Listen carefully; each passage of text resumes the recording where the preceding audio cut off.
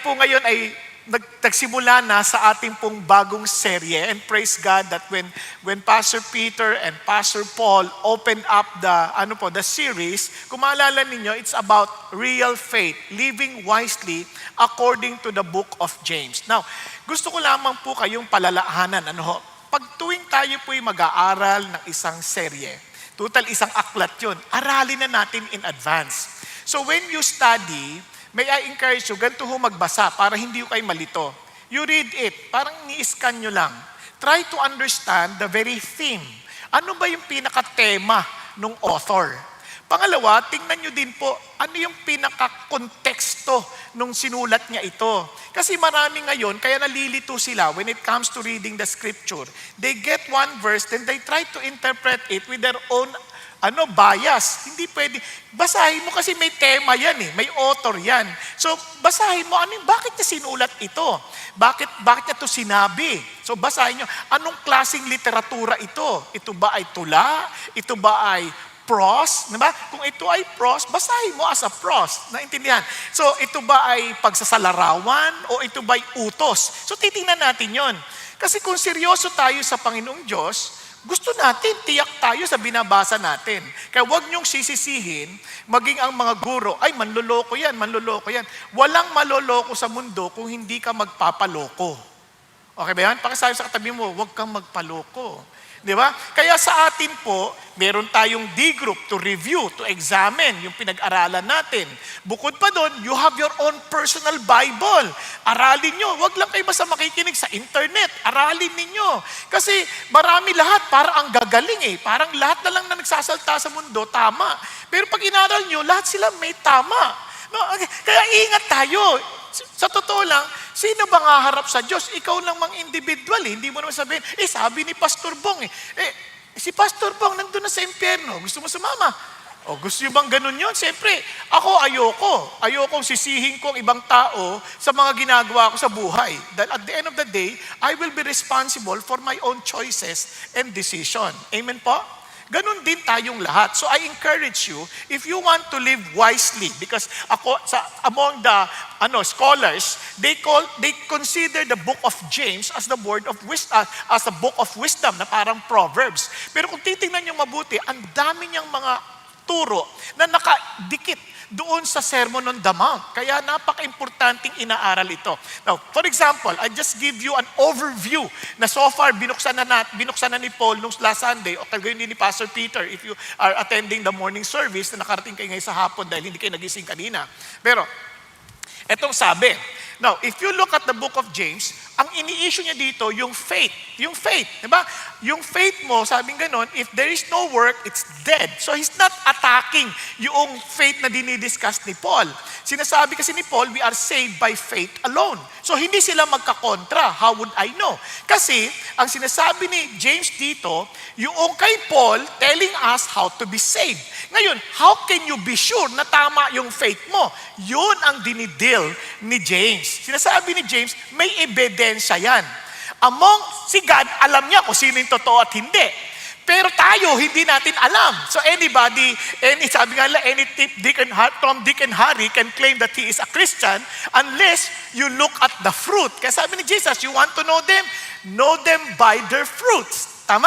So, doon mo rin. Gayon ang sinasabi ni James. Kaya sabi niya, sa una pa lang, makikita nyo, real faith perseveres under trial. Yun yung diniscuss last week. Kasi ngayon, ang dami nagsasabi, Christian sila. Pero maririnig mo, nagpapakamatay. Hindi ko sinasabi nagpakamatay na may sakit.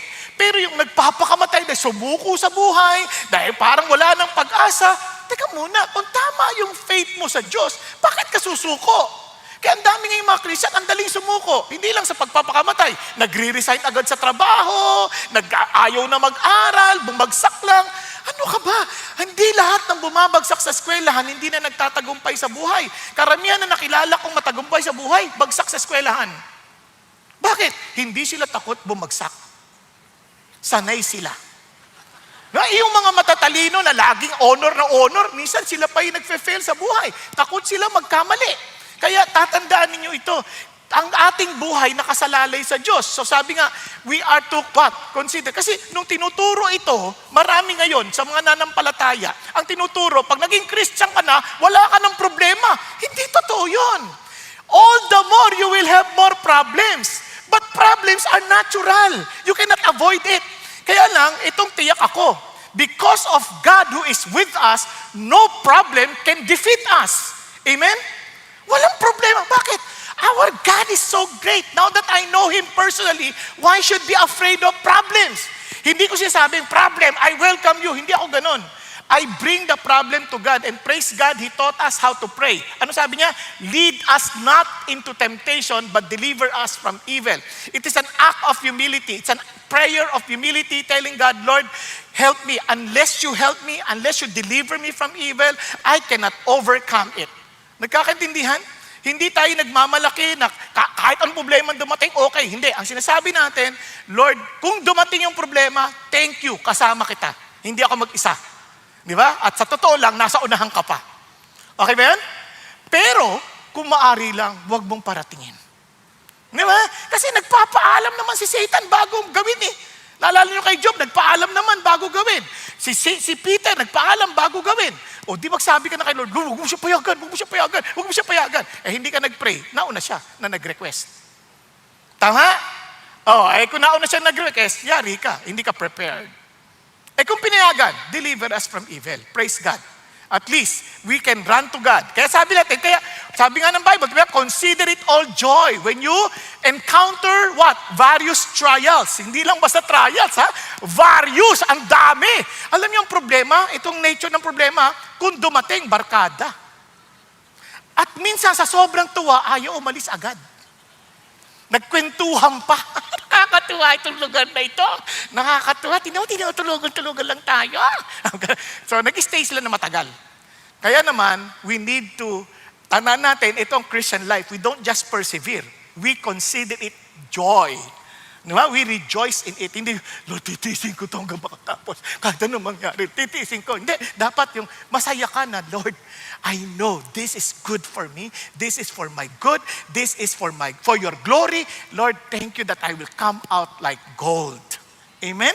Yun ang ganda sa Christian life. Kaya naman, paano kung hindi ko na alam gagawin ko? Hindi ko na talaga alam sa sobrang dami problema.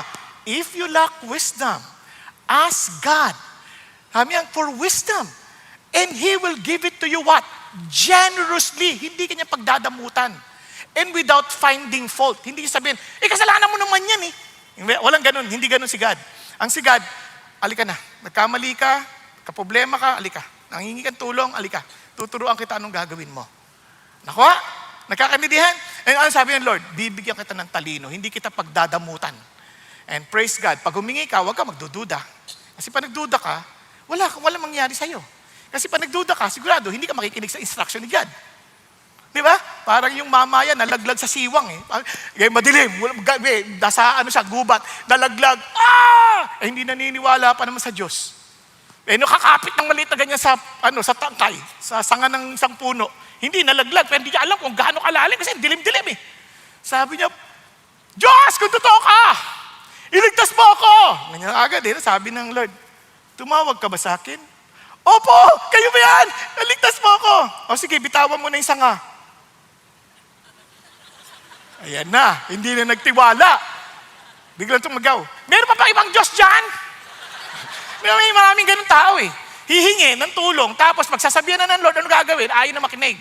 Kaya sabi ng Lord, kung magdududa ka, wala mangyayari. Tama? You have to trust God. You believe. Even if you don't understand His instruction, you just follow. That's faith. Amen? Now, ang amazing dito, we are blessed. Kaya naman, ngayon itutuloy natin. Yung real faith obeys God's word. Kung mapapansin nyo, ang dami real faith loves, real faith proves through works. Kaya ang dami makikita nyo. So as you read the scripture, maintindihan nyo, bakit tinuturo to? Kasi they were persecuted. They were being dispersed all over the world. Kaya kawawa yung mga Christians during that time. But nonetheless, real faith triumphs. Di ba? Yun ang isang bagay na tiyak tayo. Hindi mabibigo ang totoong pananampalataya. Okay? Bakit? Hindi dahil sa pananampalataya. Yung ating pinananampalatayanan, si God. Never. Nobody will ever win over God. Ngayon, ang problema sa maraming tao ngayon, they have false assurances. Ang dami, kahit tayo, nasasaktan tayo sa mga nagsasabing Christian, pero wala namang katiyakan. Kaya nga kaya importante itong real faith na ito. Kasi, ang isa sa mga yan ay cultural or familial Christianity. Christian ako kasi pinanganak ako sa Christian family. Hindi totoo yan. It doesn't matter if you are born na Christian family. Ang Christianity is a personal thing. It must be personal encounter with Jesus Christ. Di ba? Hindi ko pinanganak ka na sa pamilya. Kaya sabi ng Bible, sabi ni Jesus, you must be born again. Ikaw ay maipanganak. Ikaw mismo. Hindi yung kung yung pamilya mo na ipanganak na, automatic na. Hindi. Even when Jesus said, niya, you and your family will be saved. Believe. You and your family will be saved. Ibig sabihin nun, the family will also have to believe. Are you following? Hindi yun automatic. Kasi iba naman, nandito sila sa yung belief kay Jesus, sa trust in Jesus. Kasi ang idea ng Panginoon, hindi yung, totoo si Jesus, kilala ko yan, alam ko yan, totoo yan, alam ko, mabait yan, alam ko, tagapagligtas yan. Ang tanong, depend ka ba sa Kanya? Do you trust Him? Do you put your life to Him? Di ba? Yun ang sinasabi ng Lord. Kasi hindi ko mo naniniwala kay Jesus, automatic na kagad, yun na yung Christian. Kasi even the demons believe and they shudder. Yung mga demonyo, nanginginig pa yan, ha? Pero ang issue dito, true faith is not mental assent. It is personal surrender. Ngayon, yung iba naniniwala na yung equating church activity with conversion. Hindi, nagsilingkod ako sa church. Active ako, nag-host team ako, kumakanta ako sa choir, ganyan. Lahat, busy ako sa church. Hindi ko busy ka sa church, Christian ka na. Kasi sabi nga nila, Lord, di ba nag-prophesy kami? Di ba nag-perform kami ng miracles? Ano sabi ni Lord? Hindi ko kayo kilala, ha? Kasi hindi issue dito yung paglilingkod mo. Ang issue dito, kilala ka ni God. Kaya don't assume na meron kang encounter kay Lord. Kaya doing things for Jesus is not the same as being known by Jesus. Kasi iba yung being, iba yung doing. Nagkakandidan tayo. Tapos iba pa sabi niya, a belief-only gospel, usong-uso ngayon yan. Basta naniwala na ako, ligtas na ako. Hindi totoo yun. Pag walang repentance, walang transformation, walang discipleship, magtanong-tanong ka. Yan ang sabi ni James, faith without work is dead. Di ba? Saving faith changes direction. Kumaga, hindi lang yung destination. Saan punta na ako sa langit? Pero yung direction mo hindi nagbago. Kung ito yung papuntang langit, tapos yung direction mo dito, at hindi nagbago, kahit sinabi mo nagbago ng destination mo, hindi magbabago yun. Kung pupunta ka ng Baguio, pero sa SLEX ang biyahe mo, sigurado Batangas ang punta mo. Tama? Hindi Baguio. Kaya kahit sabihin mo, hindi, sa Baguio na talaga ako pupunta, hindi pupunta dun yun. Alright? Kaya true Christianity, ito yung iba naman, mistaking no awareness of the Holy Spirit transforming work. Akala nila, sarili lang nila, mag-i-improve sila, may bago ng buhay. No. If you are in Christ, you are a new creation. Ibig sabihin, may Holy Spirit involved. Kaya nga sabi ng Bible, no spirit, no transformation. No transformation, no assurance. Alright? Ngayon, yung iba naman, isip nila, mistaking external morality for internal renewal. Mabait naman ako . Tapos tumingin pa sa katabi, mas mabait pa nga ako dito . Ako pa nakikinig ako, gising ako . Ito tulog . Christian ba yan? Mga ganyan, di ba? Hindi naman yan tinatanong . Kasi good behavior without new birth is still lostness with manners. Naintindihan? Ligaw ka pa rin, mabait ka lang. Meron siya sabing mabait ka lang pero makasalanan ka pa rin. Nakuha? Kaya nga, ang huli ay never examining themselves honestly. Ibig sabihin, sabi ng Bible, examine yourself whether you are truly in the faith. Now, kaya last week, gusto ko lang, linawin to na mabuti. Last week, sabi niya, real faith is recognizing and trusting Jesus Christ as your Lord.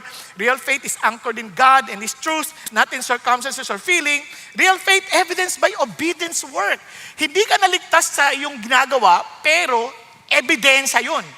And sabi niya, I transformed life. Sabi niya, and real faith perseveres to the end. Let me repeat. Real faith just doesn't hear God's word.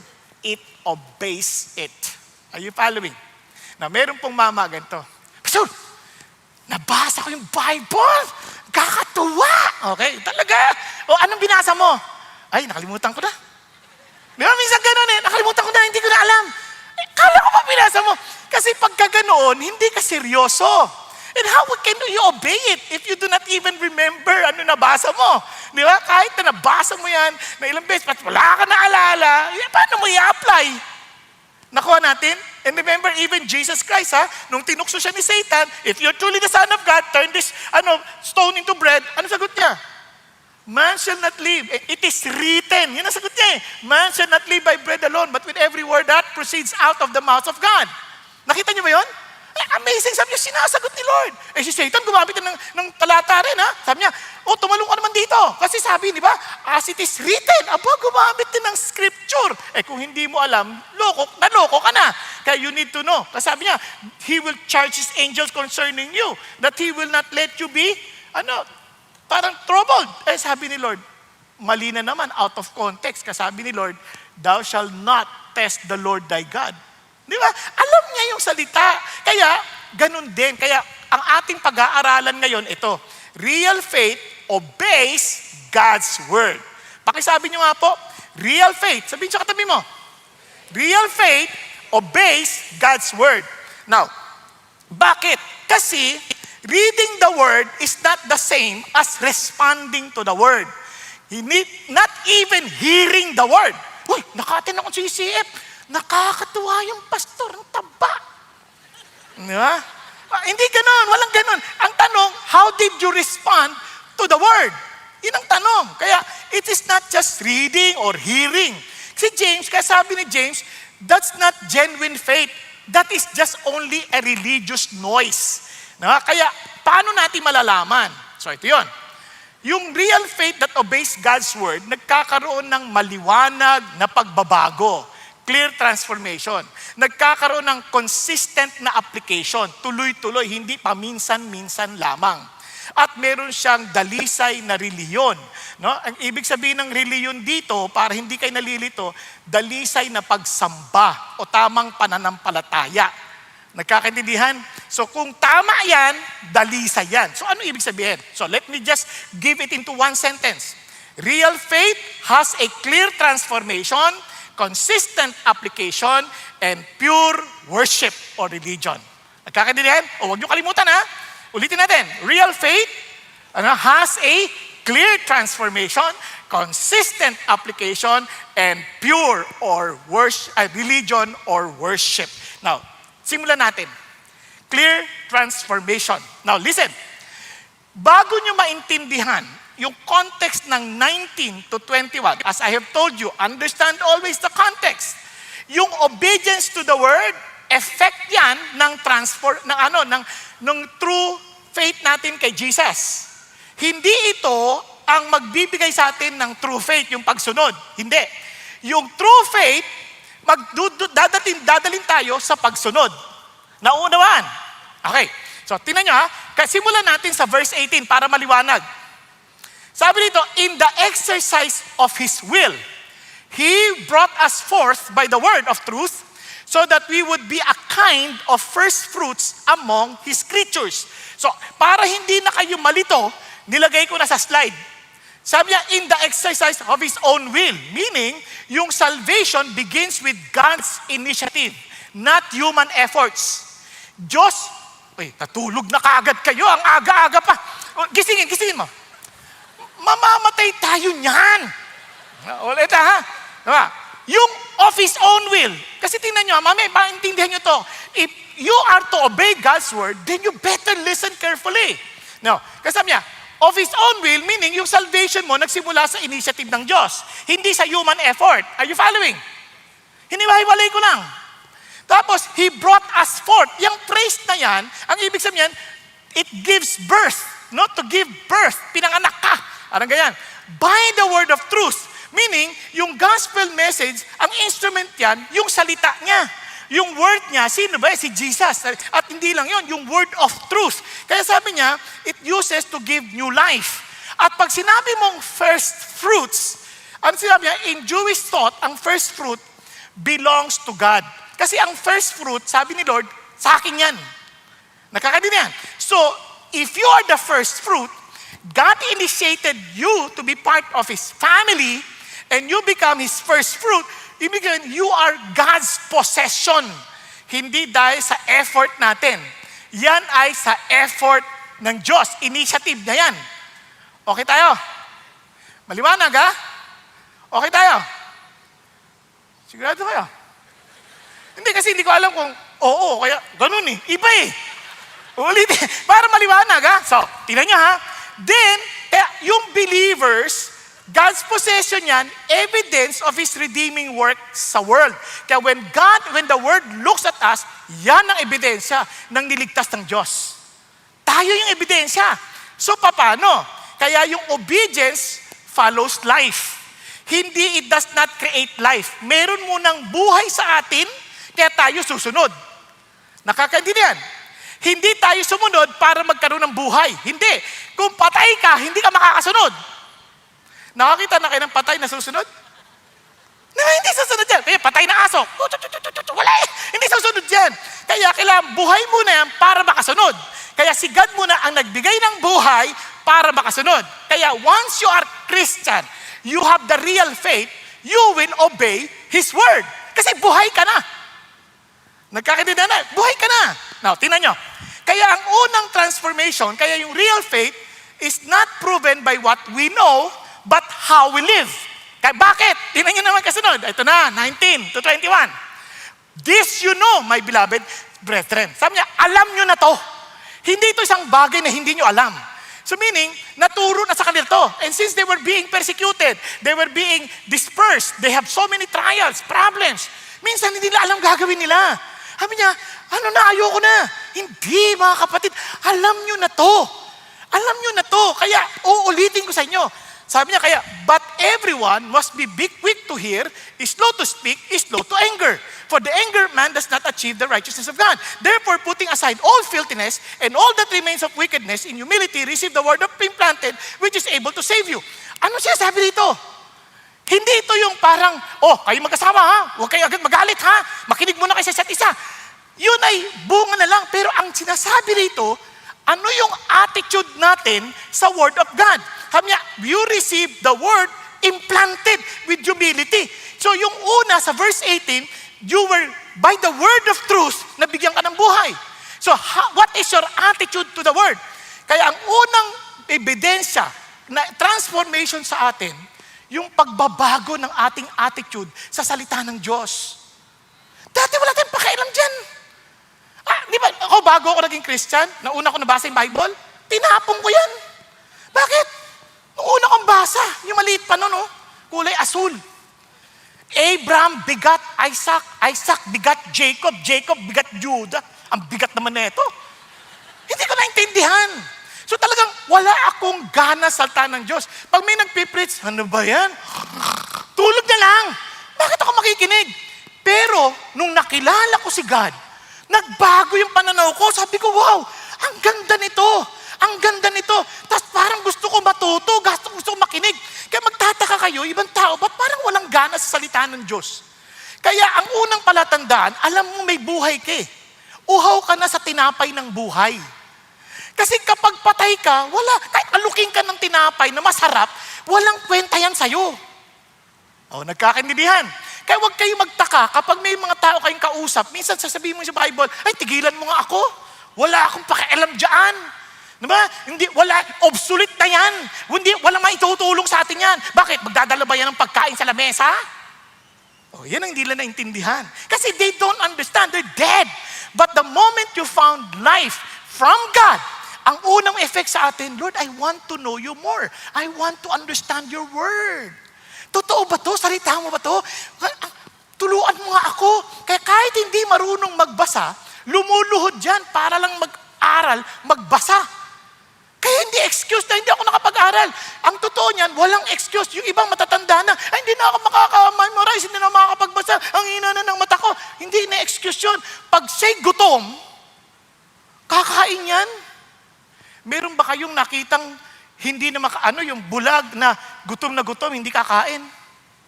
Wala. Pag buhay yan, gagawa ng paraan yan para kumain. Kaya sa buhay, pagka gusto, hahanap ng paraan. Pagka ayaw, naghahanap ng dahilan. Hello. Kaya alam nyo kaagad, tanongin nyo sarili natin, anong attitude ko sa Word of God? Talaga bang uhaw ako? Tingnan nyo unang attitude. quick to hear, slow to speak, slow to anger. Anong ibig sabihin yan? Balikan natin para lalong maliwanag. No? Anong sinasabi niya? Pag sinabi mong quick to listen, you are eager to hear God. Parang gustong-gusto ko. Kaya magtataka iba. Akala nila, basahin natin yung buong Bible para challenge, ma-challenge. Hindi yun. Kaya tinan nyo, pag dun lang sa challenge ang iniisip natin, mag-give up kayo. Pagkatapos niya, ay grabe, nasa numbers na ako. Wala na ako maintindihan. Ang daming pangalan. Hindi eh. Kapag uhaw ka, Lord, ano to? Anong ibig sabihin nito? Gusto kong maintindihan.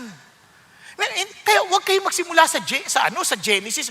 Simula muna kayo sa John, ayan, sa Mark, sa Luke, sa Matthew. Then punta kayo sa Genesis para maintindihan siya nang gagaling. Kasi iba naman, agad, ay puro gera, ano to? Diba? Lord, turuan mo, gabayan mo ako, paano ako matututo? Ngayon, kapag eager ka naman, kahit hindi mo maintindihan, pupunta ka sa Pastor, okay, D-group, gusto ko mag-attend sa D-group. Anong ibig sabihin po nito? Hindi niya naintindihan, hindi niya may paliwanag. Hanap ka na naman. Anong ibig sabihin nito? Hanap ka ng hanap. Hindi ka titigil hanggat nakausap ka kasi nagpe-pray ka naman eh. Ika-guide ka ni God. Ganun din ako noon, nung nalaman ko na, tanong ako ng tanong. Yung kuya ko, anong ibig sabihin nito? Tapos ngayon, available na internet. Pwede mo nang pag-awayin sila. Tapos makita mo, eto palagay ko, eto ang talagang nakita ko, inaaaral ko. Eto pala yun. Ngayon, hindi ka na makikipag-away sa iba. Ito ay personal mo dahil gusto mong lumago yung inyong ugnayan kay God. Kasi ang buhay natin na kay God eh. So hindi yung para dumami, alam mo, tapos makikipag-debate ka. Bersikulo sa bersikulo. Debate tayo. Ngayon, mapapala natin dyan. Ang mahalaga, lumalago ako sa pagkilala ko sa Diyos. Ganito pala si God, ganito pala si Lord, ganito pala yung buhay. Ang sarap pala. Diba? Kaya alam mo kagad pag ang tao walang relasyon sa Diyos, hindi niya yan papansinin. Tingnan nyo, kung kayo noong bata pa lang kayo, nai-inlove kayo sa isang tao, pag nakita nyo, ngayon uso na, ngayon ang panahon na to, nakakita ka ng text, ano kagad? Maya't maya binabasa. Kahit hindi naman patungkol sa'yo yun. Diba? Nag-share ng kanta. I want to be with you, Lord. Parang feeling mo, ako ba to? Diba? Pinipersonal mo masyado. Pero maya't maya, binabasa mo. Kasi ganun din. Kahit sa pagbabasa mo ng salita, biglang nagiging personal sa iyo. Lord, thank you. Kinakausap mo ako dito. Kaya, okay. Kaya you want to know more. You want to understand the word more. Hindi kayong tatamad-tamad when it comes to the word of God.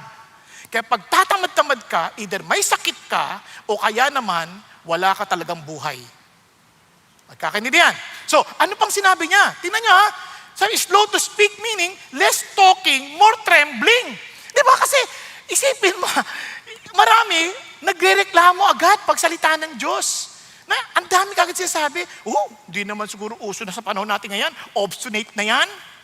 Di ba? Hindi na yan sa panahon natin. Hindi na yan bagay sa atin. Sino nagsabi sa'yo? Ikaw lang nagsabi yan kasi nagre-reklamo ka. Lalo na kapag yung puso natin, hindi sang-ayon sa magbago yung buhay natin. Kaya agad-agad, nagsasalta tayo. Iba pa, ito pang iba. Nakakagulat. Parang pagka hindi slow to speak, ay ito pa. Ay, video.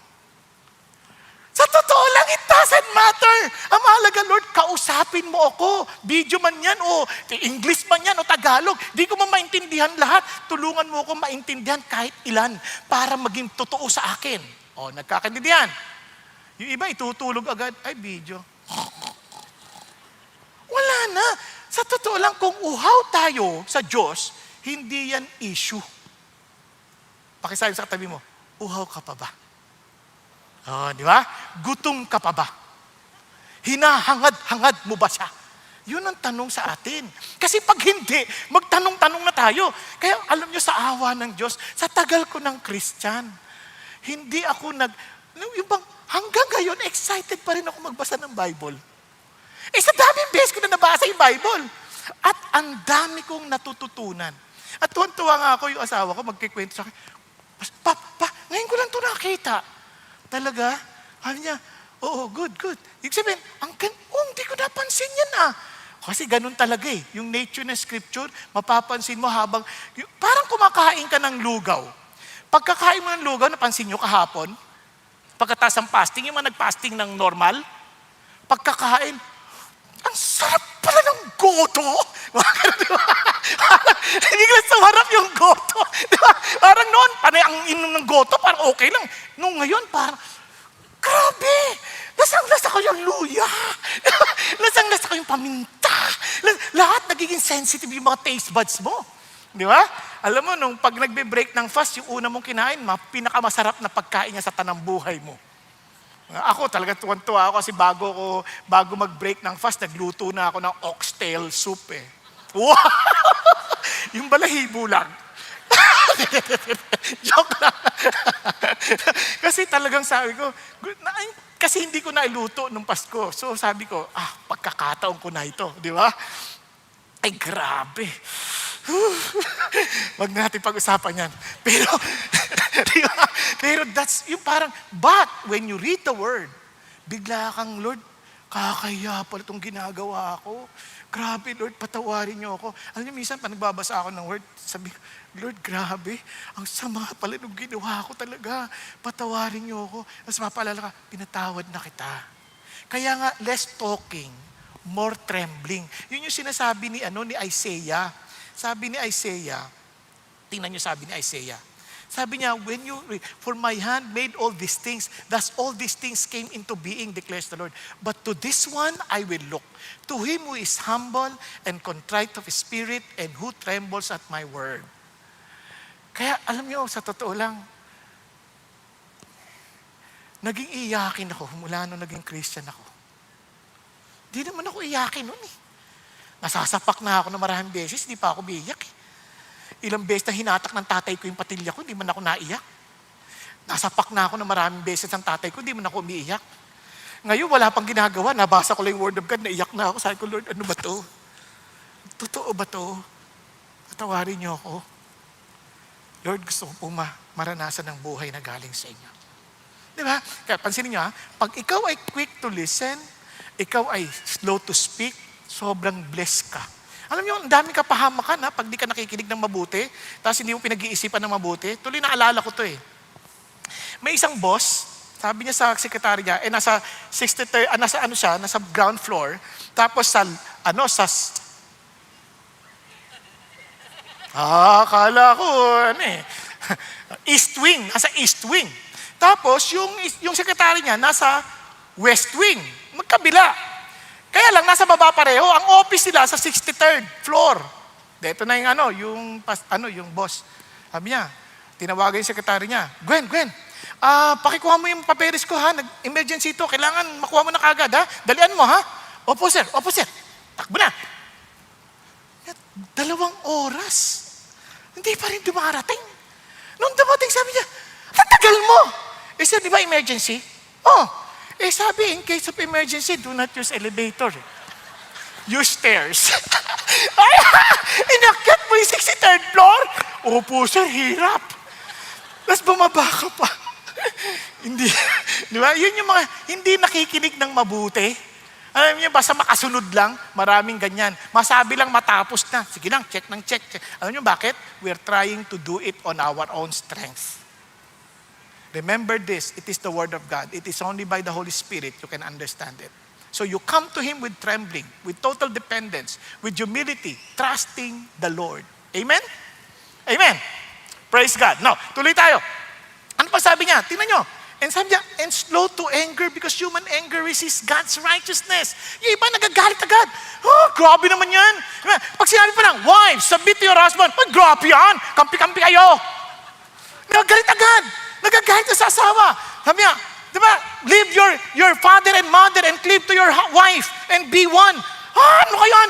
Impractical yan. Hindi kaya namin mabuhay. Kami dalawa ng mag-asawa. Alam ka naman kami humiwalay pa. Wala na kami pera. Hindi ka nagtitiwala sa Diyos, sa provision ng Diyos. Nagtitiwala ka sa sarili mong paraan. Nagagalit ka agad. Di ba? Pag sinabi ng sabi niya, iwanan mo, sabi niya, if this causes you to sin, cut it off. Ay, grabe naman. Hindi ko kaya yan. Saan ako? Paano ng buhay ko? You see why? Because we're not trusting the Lord. We are easily get angry. We fight it out. Hello, sabi niya, hindi pa pwede yan. Bawal sa Diyos yan. Kayo talaga mga Christian, judgmental kayo. Hindi. Huwag kang magalit sa amin. Balik ka sa salita ng Diyos. If you have your relationship with God, you deal your issues with the Lord. Nakakadinihan? Kasi kahit hindi ka naman sumunod, wala namang mangyari sa akin eh. Ikaw ang mahihirapan, hindi ako. At eternity ang problema mo. Ako, may sarili akong problema sa Diyos. I follow because I believe. It's up to you now. Are you following? Kaya nga, marami, hindi natututo, nagagalit agad. Kaya ano sabi ng Lord? Itong tandaan nyo ang word of God. Sabi niya, is living and active, sharper than two-edged sword, and piercing as far as the vision of soul and spirit. Hindi madali yan, masakit yan. Pag nag-operate ang word of God, hindi naman laging masarap pakinggan eh. Minsan masakit, pero huwag kang magalit. And sabi niya, both joints and marrow able to judge the thoughts and the intentions of the heart. Sino sa inyo pa nagbasa ng Bible, nasasaktan kayo? Hindi naman laging masarap eh. Laging, di ba, pag nakikinig ka ng preaching, parang ka sinasampal na pak. Meron pa magsasabi, naalala ko, nagpipreach ako, sabi ng isang mama, lumapit sa akin, chismoso ka, no? Bakit? Paano mo nalaman ang problema ko? May malay ko. Hindi ko alam, hindi ko kakataklala eh. Sabi ko, bakit mo sinasabi yung mga ginawa ko? Hindi ko alam. Kayong dalawa lang ng Diyos yan. Sabi niya, chismoso ka talaga, pastor. Sabi ko, pasensya ka na, hindi ko talaga alam. Ngayon alam ko na, dahil sinabi mo sa akin. Naintindihan natin? Kasi alam nyo, minsan masakit talaga eh. Parang, yung iba nga nagtataka, nakatingin. Ba't parang alam niya yung ginagawa ko? Hindi po ako yan. Hindi ko naman talaga alam. Hindi kita kilala. Si God lang nakakaalam ng ginagawa mo. At alam din ng Diyos anong ginagawa ko. Amen po? Kaya sa totoo lang, pag nakikinig kayo, yung iba naman agad gagawin depensa. Ayoko niyang pastor na yan. Hindi yan yung favorites ko. Wag, hindi na issue yung favorites dito. Ang tanong, nakikinig ka kay God. Kasi si God ang issue dito, it's between you and the Lord, His Word. Are you following? Hindi, paborito ko to, paborito ko. Wala nang favorite. Kahit isipin nyo, babaero yan. Hindi ko wag ka makinig dyan. Di wag ka na magbasa ng Psalm. Sinulat yan ng isang babaero, at sinulat yan isang mamatay tao. Sino? Si David. Huwag mo nang basahin yung Proverbs.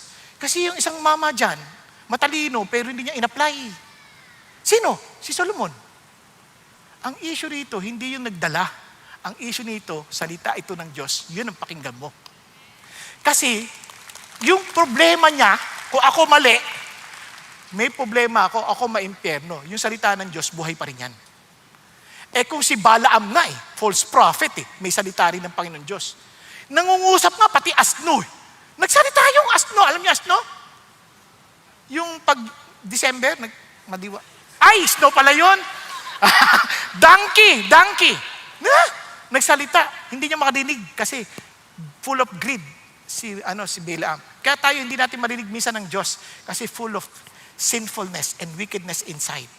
You bring the issue to God, be humble and say, God, please speak to my heart. Painful it may it be, but I'm willing, Lord, to change as you want me to become. Nagkakaintindihan? Kaya sabi ng Lord, tingnan nyo, anong effect pag nagalit ka? Sabi ng verse 21, therefore putting aside all filthiness and all that remains of wickedness, in humility, receive the word implanted which is able to save your soul. So anong sinasabi niya dito? Una-una, kung nagbasa ka ng Bible, put away anything filthiness that you discovered from the scripture, from your learnings. And sabi niya, and all that remains of wickedness. Kaya imposible hindi ka mag-transform. There is a clarity of transformation kasi when you read the word, hindi mo lang siya inaalam. Iniisip mo, ano yung mga bagay na ayaw ni God na kailangan kong baguhin. Kaya in humility, you're receiving the word that is already implanted in our hearts. Kasi Christian na tayo. May seed na which is able to save your soul. Alam niyo, kaya yung blessing, ano yung save your soul? Di ba kala ko ligtas na tayo? Ang sinasabi dito, yung mga addiction. Kasi continuous, change, transformation. Kaya yung mga addiction, yung mga bagay na ayaw ni God, napapalaya na tayo. Ibig sabihin, nasa-sanctify tayo. Kaya alam niyo, ang buhay ng Christian, considering walang mga persecution, walang i-bless lang naman tayo ng Lord May matitigil ang paninigarilyo, matitigil ang pambababae. Diba? Matitigil ang mga substance abuse. Paano hindi uunlad ang buhay mo? Sige nga. Nagkakaroon ka ng sense of direction. Hindi ka natutulog-tulog. Nagka-excited ka na sa buhay. Excited ka magtrabaho kasi you're doing the work no longer for your boss, no longer for yourself, but for the Lord. Umaayos ang relasyon yung mag-asawa because now you're beginning to love one another. The husband will love the wife and the wife will submit to the husband. The children will honor the Lord. Di ba ang sarap nun? Paano hindi maayos ang buhay natin? Sino niya yung mga asawang nag-aaway-aaway? Tingnan niyo, papasok sa trabaho yan. Paalis pa lang. Trabaho, nagda-drive pa lang yan. Kung grab driver yan, parang may lamok sa tenga. May aksidente pa yan eh. Tapos pag nagtatrabaho na, nagtatype na, aalala yung mga salta na, parang, paano ko uunlad? Di ba? Pero kung mapanatag ang puso mo, sweetheart uwi ka kaagad pagluluto kita. Excited ka magtrabaho. Ay, ako, lumang-luma na, typewriter pa rin. Dapat computer na. Kakahiya ako. Basta ano yung sa typewriter? May ganun ba? Na-excited ka kasi inspired ka sa asawa mo, uwi ka na. Yes, sweetheart, I'm home. Diba? Pinagluto kita na masarap. Pati sa pagluto, hindi na padabog-dabog. Kasi pag nagluluto na, in Him we live and move. Diba? Lagi masaya-saya na. Hindi na lagi nakaharap sa TikTok. It's all right. Kalukuhan. Diba? Nagiging responsible ka na. Diba? So, yun na sinasabi ni Lord. Nakuha niyo? Kaya sabi ng Lord, kaya yung seed na yan, binigay na sa atin ni God. Kaya the Word doesn't just inform, it transforms if it is humbly received. And it's wonderful because information without submission leads to what? Deception. Niloloko natin sarili natin. Katama si D.L. Moody. Sabi ni D.L. Moody, the Bible was not given to increase our knowledge, but to change our lives. Amen? Now, ang ganda nito, magiging consistent na ito. Kaya nga, consistent application. Kaya tingnan nyo, kaya alam nyo yung context na it has something to do with how our attitude towards the Word of God. Kaya naman, tingnan nyo, ang karugtong niyan, gito. Sabi niya, but prove yourself, doers of the Word, not merely hearers, who delude themselves. Ano ka din doers? Obedient, action, as in lived response. Yung hearers only, exposure lang yan without submission. Kaya yung deceiving yourself, ang lungkot nun. Sabi niya, the most dangerous deception is what? Self-deception. Pinaniniwala natin sa sarili natin na tama tayo, totoo tayo, pero hindi naman pala. Kaya James is attacking such kind of unbelief. Hindi siya attacking the unbelief kasi may mga tao na hindi pa natututo, pero nag-grow pa lang, okay lang. Pero yung masama, yung false assurance, yung hindi naman, patay naman pala yung faith, akala niya buhay. Kung maaari sabi, pastor, gusto ko naman, kaya lang hirap pa ako Uy, nag-i-struggle ka na, ibig sabihin, may buhay ka na, may struggle na Ang kailangan na lang, lumakas yung faith mo pa at sumunod. Di ba? Talagang to step out of faith. Pero, pag nag-i-struggle ka, at least may buhay ka na. Pero kung walang struggle, komportable ka na, okay lang di sumunod dyan, okay lang yan. Hindi naman totoo yan. Yun. Patay yung faith na yun. Akala lang natin buhay. Nagkakadinihan? Okay tayo? Okay, kaya ang truth dito, hearing the word without obeying, it creates spiritual illusion. Kaya ang challenge is hearing without doing is self-deception. Obedience is the evidence of real faith. Dito naman, nagbigay ngayon siya ng illustration. Ano illustration? For anyone who is a hearer of the word and not a doer, he's like a man who looks at his natural face in a mirror. For once, he has looked at himself and gone away and has immediately forgotten what kind of person he was. Minsan, tatandaan ninyo, yung mirror ng panahon na sinulat ni James yan, hindi ka pareho ng mirror natin. Yung mirror natin, sobrang liwanag agad, di ba? Kita mo agad kung ano yung problema sa mukha. Yung mirror nila during that time, isang silver metal, parang silverware. Hindi maliwanag yun. So meaning, pag titingin ka talaga sa salamin, sasadyain mo talagang alamin kung ano nangyayari sa'yo. Diba? Ngayon, pag may nakita ka, at wala kang ginawa, yun yung sinasabi nitong immediately forgotten what kind of person he was. Yung word na forgotten dito, hindi nakalimot na. Although totoo din yun, na pag tumingin sa salamin, pag tingin mo sa susunod, mamaya kakita ka ng salamin, titingin, para nakalimutan mo na kung ano itsura mo talaga nung nakaraan. Pero dito, yung word na forgotten is more than that. It is more of ignoring what you saw, what you understood about yourself. Binaliwala mo. To tumingin ka, may tinga ka, hindi mo pinansin. Parang ganon. Kunyari, kapag may tinga ka, alangan, hindi mo pansinin. Di ba? Uy, alam ko na kung ano kinain mo. Munggong may malunggay. Yun ang kinain mo kanina, no? Mga ganon ba? Sabi sa'yo, grabe ka naman. Hindi, no? Last week pa yon. Mas malungkot. Mas malungkot.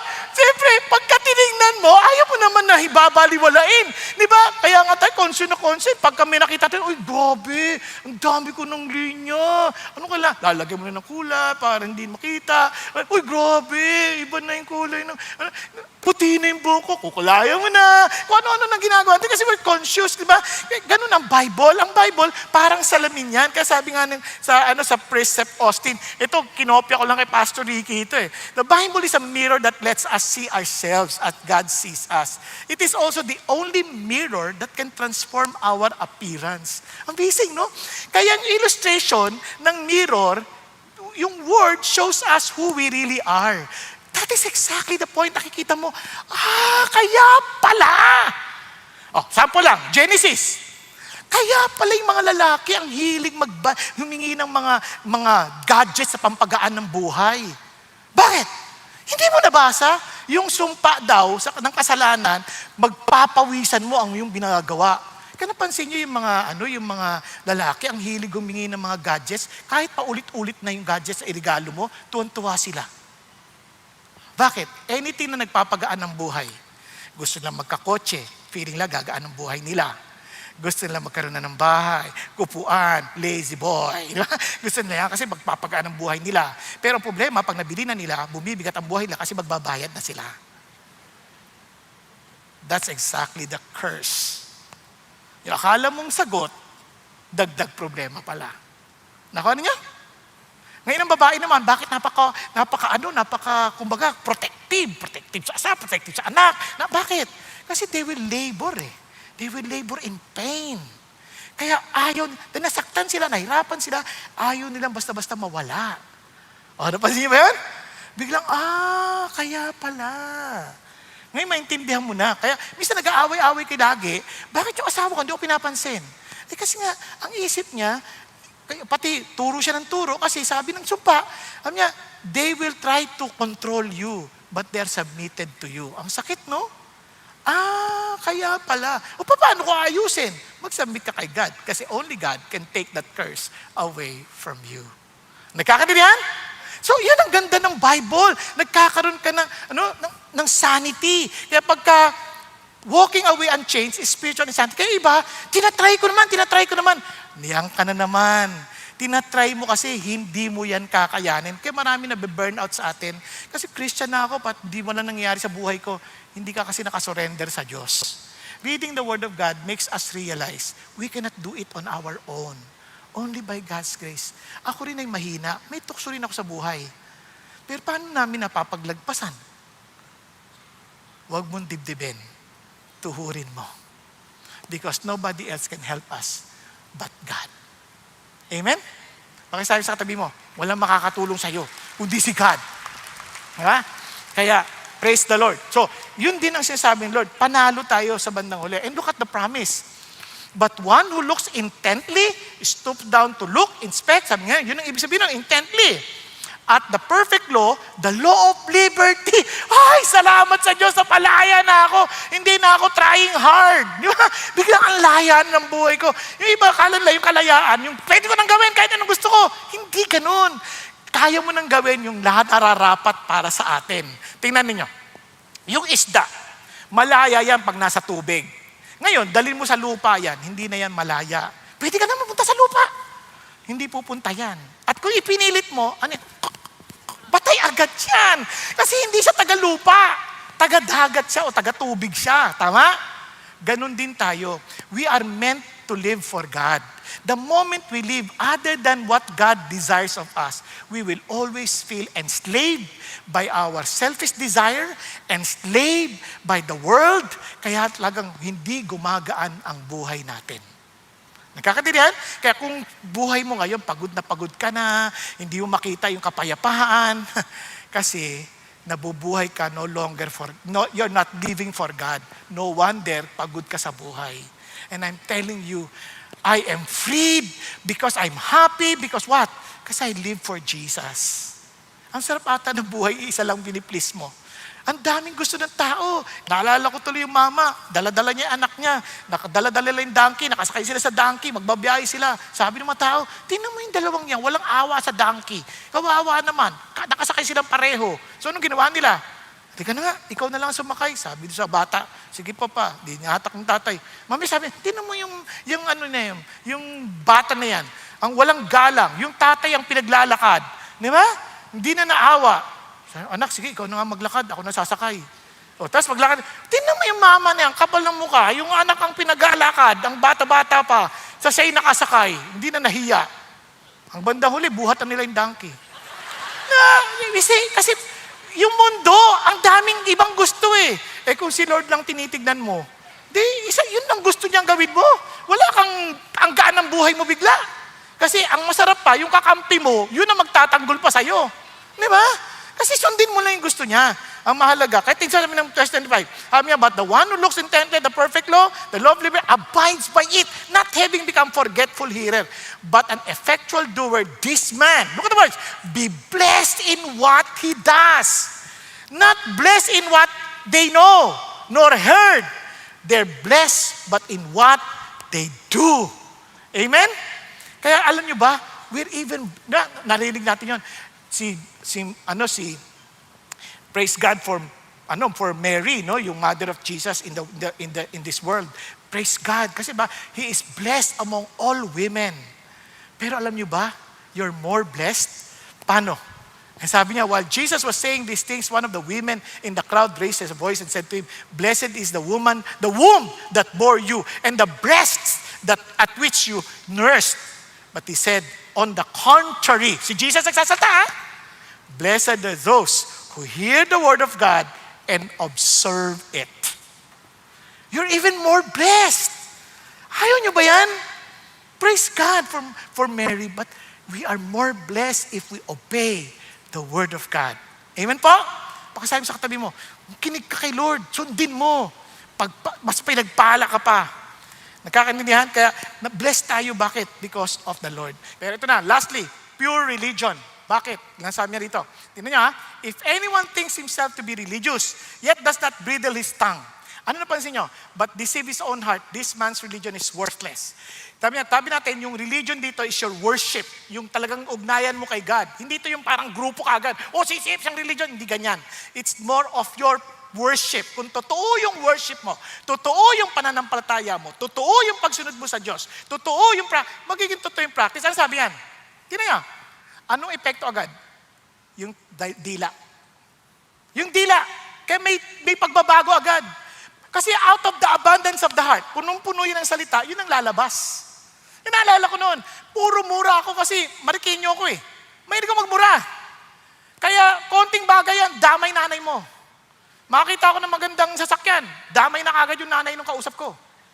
Ganun, punong-puno ng mura. For surprisingly, as I keep the Word of God, reading the Word of God, reading, aba, biglang may pagkakataon, hinamon pa ako na suntukan. Ano? Ang turo ng tatay ko, sapakin mo na agad, sabay takbo. Sabi ko, para nakaisa ka na. Tapos aawatin naman kayo sa susunod. Sabi nga ganun. Yun ang turo niya, pero ang turo ng Bible, ang paghihiganti ay hindi sa akin. Ito'y sa Diyos. Kaya nung hinamon ako, hindi ko sinapak. Pasensya ka na, ang paghihiganti hindi sa akin, kundi sa Panginoon. Sabi nung, ano nangyari sa'yo, Padre Damaso? Kasi alam naman lang masamang tao ako eh. Kaya, ano nangyari? Kasi, yung Word of God, nagbago. Kaya yung mga chismoso, wag mo agad i-label, chismoso yan, wag, relax ka lang. Kung Christian yan, later on, yung pagiging chismosa niyan, gagawin niyang intercessor. Kay Jesus niya na ichichismis. Lord, narinig ko, ganito raw yung gano. Kay Lord niya na sinasabi, hindi na sa iba. Bakit? Yung puso niya mababago. Kasi out of the abundance of the heart, the mouth speaks. Amen? At hindi lang yun. Mapupuno pa ng pagmamahal. Pure and undefiled. Walang stain, walang dumi. Sabi ganon. Religion in the sight of our God and Father is this: to visit orphans and widows in their distress and to keep oneself unstained by the world. Ano napansin nyo? Hindi na siya makasarili. Yung world kasi, sabi ng 1 John, yung loving the world, pride, Lust of the flesh, lust of the eye. Puro pansarili. Pero, sabi niya ngayon, naging mapagmalasakit ka na. Nagbigay siya ng sample, orphans, widows. Pag orphans, yan yung mga batang gala, batang kalye, wala nag-aalaga, ang dudungis niyan. Minsan, tumabi ka nga. Ang baho mo. Diba? Minsan, mga widows, na, hindi ito yung widows na magaganda, bata pa, hindi ganon. Na, ito yung mga widows na talagang, they're trying their best to survive. And kawawa sila. And minsan pinandidirian ng iba. Pero sabi niya, but this time, yung mga Christians, they don't run away from those. Instead, they're open to help. Nagkakaintindihan? Kaya magtataka ka, ba't nag-iba yung puso? Dati wala akong pakialam sa tao. Natuto lang ako po, hindi ako mahilig magpuri ng tao. Mahilig akong maghanap ng kapangitan sa tao. For some reason, natuto akong magpuri. Parang pag may nakita ako maganda, sinasabi ko. Hindi ko ikinahihiyang sabihin. Yung ibang hindi pa nga sanay. Ako, ang ganda ng damit mo. Uy, grabe naman. Grabe, okay lang yan. Di okay. Uy, ang ganda ng buhok mo. Uy, grabe mo, hindi naman. No? Marami hindi na sanay. Kasi sa Pilipinas, hindi tayo sanay magpuri. Di ba, lagi kapangitan sasabi, sino kamukha mo? Nanay o tatay? Si tatay, kaya ka pala pangit eh. Automatic agad yun eh. Di ba? Hindi tayo sanay.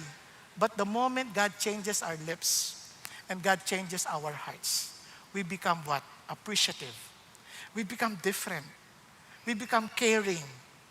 Not for any evil intent or motivation, but it's a sincere, pure heart.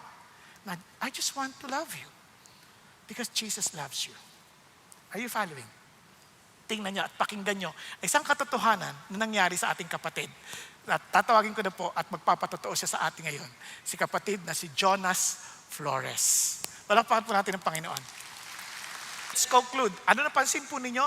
There are two visible marks ng living faith natin. May compassion, may holiness. Kasi we would not allow ourselves to be defiled by the world. Kaya po makakita ho natin na mayroon pong socially compassionate at morally distinct ang Christians. And let me just end by saying this. Di ba? Parang pag narinig nyo undefiled, sa kasal kasi, and I like what Pastor Ricky did this morning, sa kasal kasi, ang isang sinusot yung trahe de bodang puti. Di ba? Nakatakip yan. Kasi ang heart, di ba? Naalala ko sa kanta, here comes the bride, all dressed in white. Di ba? Kasi they are undefiled, they're pure. Malungkot lang ngayon kasi iba ngayon ang kanta na eh. Here comes the bride, 3 months inside. Medyo malungkot na. Kasi hindi nila na-appreciate yung pag-iintay. Yung iba nga mas malala pa eh. Baby beside. So, kaya ang challenge pa rin sa atin is to remember that we are what? The bride of Christ.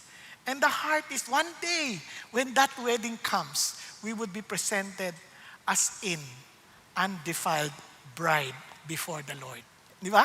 Ang sarap isipin that one day, as a church, the bride of Christ, kaya sabi niya, let us rejoice and be glad and give the glory to Him. For the marriage of the Lamb has come, and His bride has made herself ready. It was given to her to clothe herself in fine linen, bright and clean. For the fine linen is the righteous acts of the saints. Which is, because we're righteous, we act righteously. Why? Because of the word, that the very seed that has placed upon our hearts will always continue to bear fruit. Maaaring magtaka kayo, paano pastor, ang liit lang ng prutas ko? It doesn't matter. Ang masama, yung buong buhay mo, fruitless. Dead faith yon. Pero ang nakita ko, yung faith na yan is a growing faith.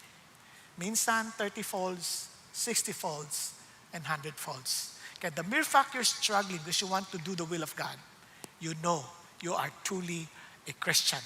But if not, and you're comfortable sinning against God, and you don't have any love and eagerness for the Word of God, then perhaps either you're sick or dead in your faith. And don't presume na kay Lord ka. Kakaintindihan? Tayo pong lahat ay yumuko at pumikit. Thank you, Jesus. Thank you, Lord. Mga kapatid, God is giving always a chance to really come to Him and to take Him seriously. Alam nyo, alam nyo kaagad, kapag isang bagay ay doon ang nakita mo yung iyong sarili. If you're always thinking about money, always thinking about anything lustful and not the things of God, alam mo na yung puso mo is fed by that evil thing.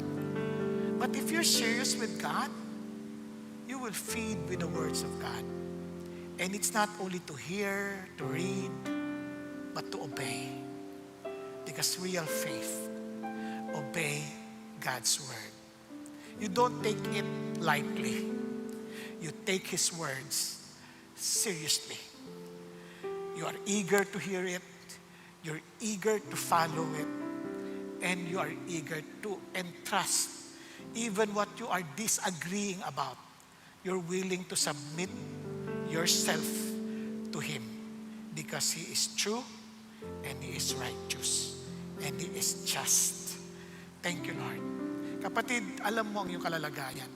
Kung sa palagay mo, may sakit ka spiritually o kaya naman ay patay ka pa in faith, God is speaking to the dead and the dead will be given the ability to hear.